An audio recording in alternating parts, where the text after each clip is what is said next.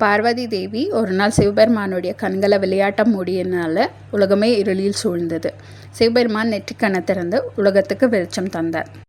பார்வதி தப்பு செஞ்சதுனால உலகத்துக்கு போய் தன்னை நோக்கி தவம் இருக்குமாறு சிவபெருமான் சொல்கிறார். பார்வதியும் காஞ்சிபுரத்தில் இருக்கக்கூடிய கம்பா நதிக்கரையில் ஒரு மாமரத்தின் அடியில் மணல் லிங்கம் செஞ்சு பூஜை செஞ்சுட்டு வராங்க.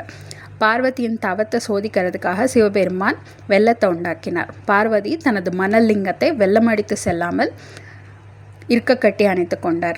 உடனே சிவபெருமான் அந்த மாமரத்தின் அடியில் தோன்றி பார்வதிக்கு அருள் பொழிந்த ஸ்தலம்தான் காஞ்சிபுரம் ஏகாம்பரநாதர் கோயில் திருஸ்தலம். இது பஞ்சபூத ஸ்தலங்களில் நிலம் என்ற ஸ்தலமாக விளங்குகிறது. பார்வதி தாயார் வழிபட்ட லிங்கம் தான் பிருத்வி லிங்கம் அல்லது மணல் லிங்கம். இங்கே ஸ்தல விருட்சம் மாமரம். இறைவனுடைய திருப்பெயர் ஏகாம்பரநாதர். தாயார் பேர் இளவார் குழலி. இன்னும் அழகான கதைகளை கேட்க சப்ஸ்கிரைப் பண்ணுங்கள்.